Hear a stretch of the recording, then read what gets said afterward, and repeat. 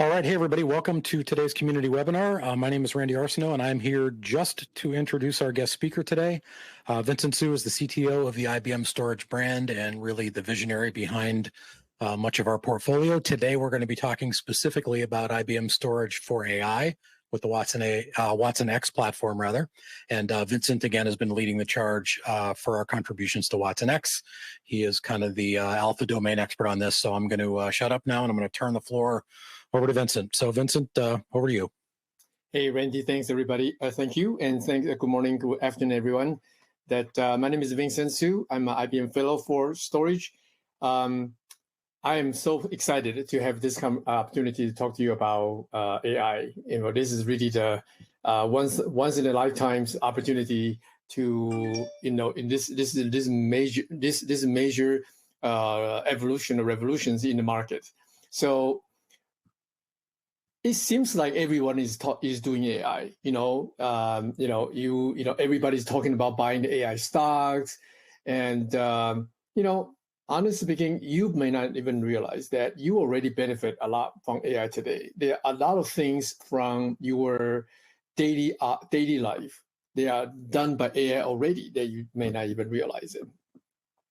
So when I talk to our customers, that I often talk to them about, have you imagined what AI can do for you in your business? That either is on the reducing the cost, or increase the values, or provide new values. So in the industries for the last 5 years, we see the rapid adoption of AI increasing from 20% to 50%. It's over 2x of adoptions. And to be honest with you, and last week I was talking to a customer. They were a little bit have some anxiety because they are not having AI projects. So they asked me, how do we, because everybody's doing AI. They were like, how come we are not doing anything with AI? So, and they asked me to give them an example. And this is what I share with them. So that was think about in the storage world, what is the most basic thing to do in storage world? Nothing easier than set up our volumes, connect to the host, and then, so you can run I/O. So, there are a lot of complexity in terms of managing the storage, in terms of resize the volumes, increase the clusters and all the stuff.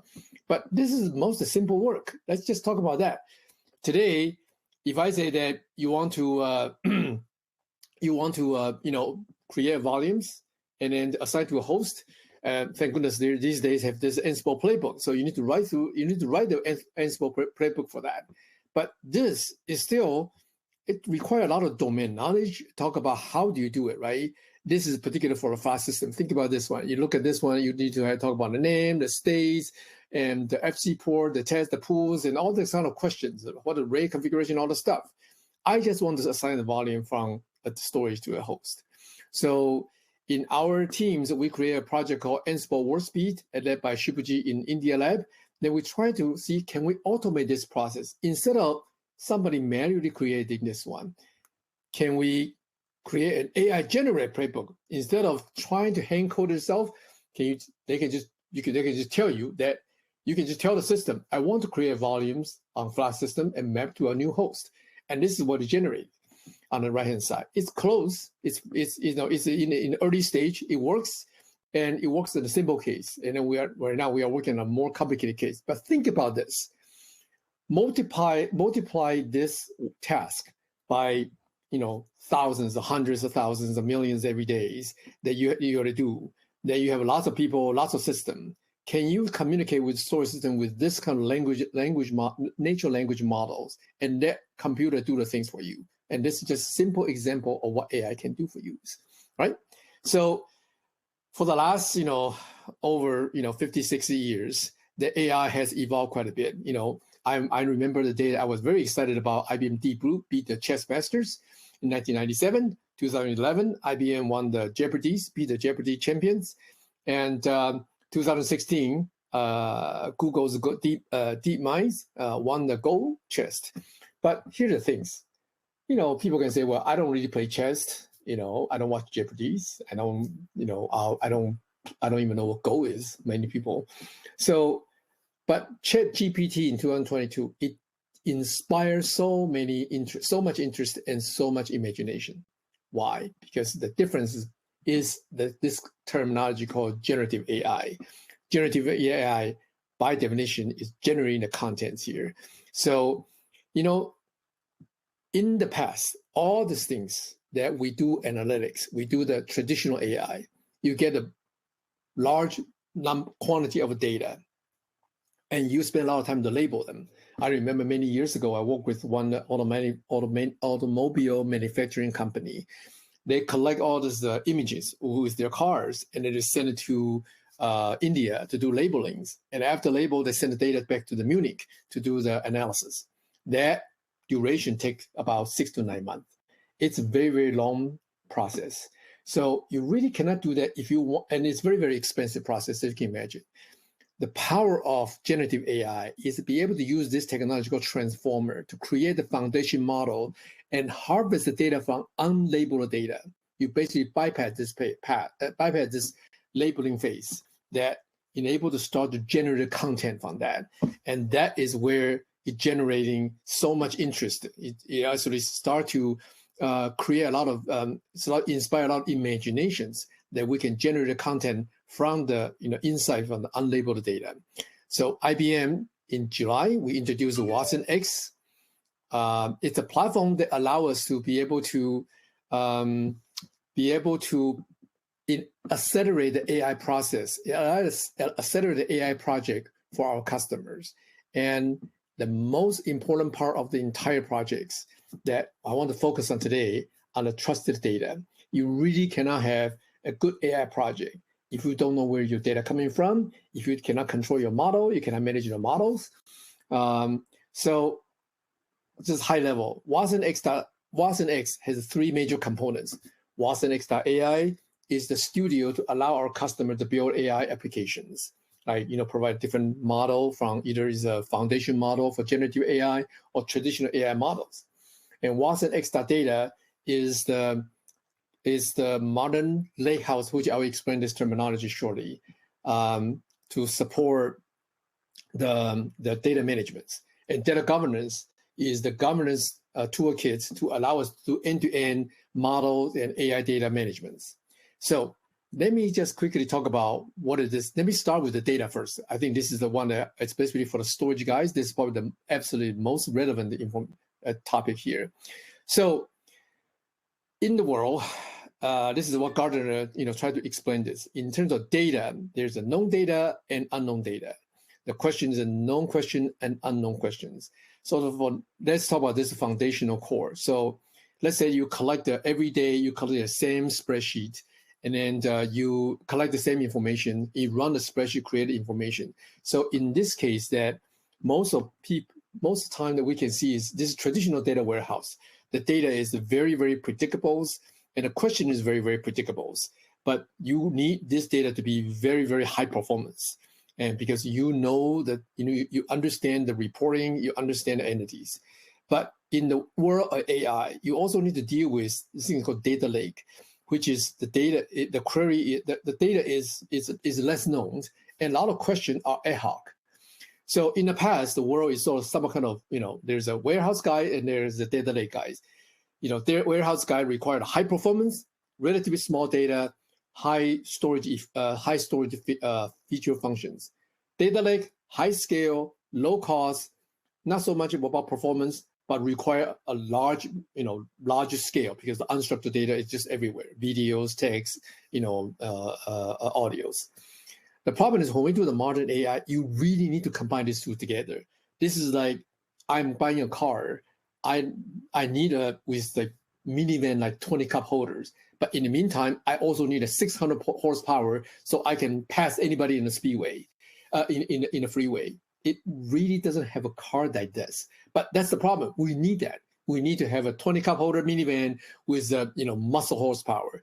And that's the industry tried to looking for the panacea. This is called data lakehouse. It's the combination of data lake and data warehouse that enable us to be able to combine the structured, semi-structured, and unstructured data, allow us to have a high performance and low cost, and the predictable performance, predictable characteristic, and also the high scale.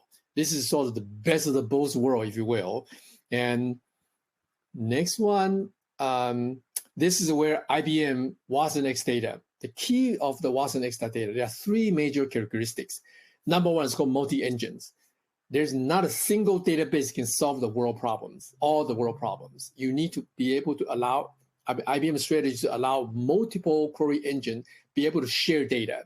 Presto, Spark, even DB2, Netezza. In the future, there are more and more databases, a query engine that we can share data. That's number one. Number two is open data format. In the past, Oracle database, DB2 database, Teradata database, their database format is only known by their databases. They are not shareables. We are promoting this open format to allow us to be able to share data across the different engines. The last one is the building governance, which is very important. Now we're going to talk about where the storage, what role the storage play. If you do think about this is the requirements, okay, this is the this is not required. This is the characteristics of the watsonx.data. And remember early on the previous page I talked about, we need to have a high performance, predictable performance, high storage data services, and a high scale, low cost combination. And that's where IBM storage coming in. IBM storage provided three very key important technology. Number one is IBM HyperCloud object storage based on Ceph, provide the optimized object store for Lakehouse. And I'll explain it a little bit more here later on. The second one is with all this object storage, we need, the muscle 600 horsepower engine here. And that's where we combine the storage accelerations based on spectrum scale that be able to cache the data, either data sources, object storage, file storage, HDFS storage, be able to cache it as a part of the local runtime for watsonx.data. The last one is the unified data management. So IBM storage has invested in the used to call the Spectrum Discover, now it's called Fusion Catalog, that we're able to catalog the information and work with the Watson Knowledge Catalog to allow watsonx.data has a 360 view from structured, semi-structured, unstructured data. So let me talk about object storage for a second here. That IBM Ceph, in January 1st, come to IBM as part of IBM families, and it's the best of the breed object storage in the market. So first things first, when you acquire watsonx.data, we are bundling 500 terabytes of the IBM storage Ceph object storage as part of offering. So when you get the watsonx.data, you will get 500 terabytes entitlement of software license to allow you to enable your object storage using this as your object storage. In terms of on-prem offering, how do we accelerate our customers' AI project? We don't want customers to spend a lot of time to figure out that, well, they're going to buy this server, connect this network, optimize for this, and optimize for the capacity and things like this. So people want to start this, AI project as fast as they can, the time to values. So what we do is we create this watsonx appliance for watsonx.data. So in terms of the open lakehouse runtime, watsonx.data runtimes, we are proposing Fusion SCI. That if in this picture you see, in July we certify with DB2 Warehouse. So DB2 Warehouse is certified on Fusion SCI in July this year. In August, our team also make this possible that we certify watsonx.data running inside the Fusion SCI. Not only we provide a bare metal, high performance, high reliability, fast, easy to install and management infrastructure, we provide a very unique storage capability, high performance storage for databases and vector DBs, storage caching per system, and also GPU optimization, backup and cataloging. And we are working with the Netezza right now. So hopefully next year we'll have all this data, various different engines to be able to run on the same systems. And of course, we also have the Ceph object storage in October this year. Next month, we'll provide the Ceph ready node to allow our customer to be able to very fast to start the project with the combination of this appliance. So for interest time, I'm going to skip this for a second. Many people already know about Fusion SCI. which is bare metal, OpenShift, optimized container native appliance. That is not just, a lot of time, unfortunately, people confuse that as a storage appliance. It is not. It's runtimes, allow people to be able to run their applications. It does come with advanced storage capability that do the, the integrated backup and restore, has various different kind of storage services and data services that are provided by the platforms. The other things I want to point out is it also has the GPU capability. You can install the 2 nodes of support up to 6 NVIDIA A100 GPUs or AI. So let me quickly talk about the 2 use cases. So use case number 1, the customer might ingest the data to the object storage, and then we can use the JDCV to ingest the data. watsonx.data will do the ELTs on those data, and then be able to load the data in the right place at the right time. So instead of all the data had to be transformed and loaded into the DB2 format, for example, in this case, that watsonx.data will load the data, will load the data first and transform the data accordingly to load in the right query engine based on your SLA or your requirement. The second one is this pictures. That let's say that we have those endpoints. Let's just say that this one is object storage, this one's HDFS, this one's the file storage. And watsonx.data need to query all this data is the remote edge locations. So in this case, that Fusions will go cache those data across all these edge locations, cache them locally. So watsonx.data will process data as if those data are local to them. You know what I'm saying? They're as if those data are local to them. So, and we'll continue to monitor the data in the remote location. We'll only update those things only cache those data has been updated. So this is exactly the IBM CIO example, which I want to show you next. So in July this year, we present these CIO use cases to our senior leaders in IBM headquarters. So this is use cases that we have a lot of endpoints collecting all this network log for security reasons. In the past, CIO office will move those data to local locations and run the analytics on those data to make sure that to monitor the usage of the network to see if there's any ransomware intrusions and things like that. So the new way we do it, we run the watsonx.data on Fusion SCI. And as you can see, in one location, we just use one location, for example, this data is from Frankfurt. It takes about 3 minutes to copy those data to local data warehouse and start to do analytic functions. Once we run these things inside the Fusion SCI, we drop the 180 seconds to 40 seconds. We cache the data to local, and from that point on, we monitor the delta changes. So every query is accelerated more than doubles. Now, this is the power of the common data formats here, the open source data format icebergs. So watsonx.data will convert those data into the iceberg format and the Parquet format, sorry. Then the subsequent query will run less than 2 seconds. Again, this is such an important example. In the past, by the way, IBM CIO don't monitor the network log like once a day or only location. We monitor the network log everywhere in the world, and then many times a day. So this all adds up. And by the way, when you see ransomware or some suspicious event, the latency absolutely matters. If you can detect something wrong in 2 seconds versus detect something wrong in 3 minutes, it makes worlds of difference in terms of your company's operations. So just ask, and if you have any doubt of that, just ask anybody being hacked. Okay, so this is perfect example to show you that the combination of watsonx.data with IBM storage, Fusion SCIs, with all this capability, the combination of Lakehouse capability software and our storage, caching, and management function to accelerate the operations on the previous use case B. So now I'm gonna transition from data management to AI. So now that you have a great Lakehouse to manage all your data, to get the data at the right place, right time, has a structure to manage your data. let's talk about AI for a second here. I want to give you an example. This is a high-level example of IBM, the large language model project in IBM Cloud.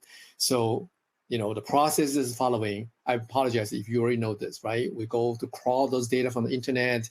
We get the text data, get the programming, get the all this, text data, and then we do the data deduplications. We remove those duplicated, sentence and things like this, and then we also do the data annotations. So again, training a model is like teaching kids. You need to be careful what you say in front of them. So we look at all those texts and then remove the hate, abuse, profanity language. So make sure that the data, and this is where the difference between the IBM Enterprise large language model with other open source data. So we want to make sure that our language model produce the documents you can be used in the business context. Then, then the WatsonX.ai will take those data and start to tokenize those data and run the trainings. That's how we produce the model. Produce a model is not for the faint of heart. It's very, very labor and resource intensive. Again, look at this. Look at these pictures. If you just do the model for 10 billion parameters, it takes over a month if you use the 256 A100. By the way, those are not cheap infrastructure. If you get a high precision sort of the models, get to 500 billion parameters. Not everybody does it, but I'm just share with you that what could happen if you are trying to get a high precision models, it takes 3 months with this large amount of GPU servers. So IBM model factories is leveraging IBM storage capability. Is again the very similar things I'm talking about, the 2-tier architectures that we put the raw data in object storage, we cache those data in high performance storage layers, and then we support this large scales model training here. For the on-prem, we package the same thing again. Again, I apologize, the chart looks similar to them, and this is really on purpose. We want to make the solution are very consistent across different use cases. Previous one picture is data use case. This is the AI use case. We still providing the same architectures, safe as the AI lakehouse, object storage, and then Fusion SCI as AI runtime. This time we'll run WatsonX.data, WatsonX.ai, Watson governance. We focus on the vector DB, GPU optimizations, and the data cataloging capabilities. Okay. IBM, again, this is a major revolution in the industry for generative AI that, hold on here. Okay, so IBM is focused on 4 foundation model for business. Help our customer on large language model. We're going to talk about, the conversation with prompt engineering, IT automation. Earlier, I showed you that instead of the Ansible manually create the Ansible playbook, now you can use chatbot to create your automation playbook. Digital labor to help you to write a contract, HRs, and all this labor capabilities. The last one is the cyber models, right? I know IBM Research is working on the model to help us to understand the cyber ransomware detections so we can get ahead of the game here. So we are looking at this. This is very exciting time. The past is so like we're plus AI. People does their regular business and they try to adopt AI here and there to improve the efficiency of the business. Now we get to the AI plus. The AI is the leading driving force, is the first priority. Is we gonna use AI as the first, is the tip of the spear to develop a new business and create a new frontier, if you will. All right. So thanks everybody. This is my quick presentation. I apologize. There are a lot of content I run through very, very fast. Thank you, Randy.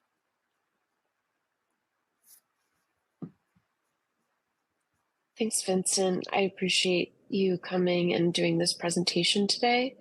I just want to remind the audience that later today we will be sending you a link to the on-demand recording of this session so that you can watch it That will arrive in your inbox later today. And we will also send you a link to download the slides if you would like to access those. So thank you, everyone, so much. Yeah, and sorry to interrupt, Portia. Thank you. Thank you, Go everyone. ahead. Thank you, Vincent, very much for that great discussion. Really, really thoughtful and concise and to the point. And thanks, everybody, for joining. So we really appreciate it.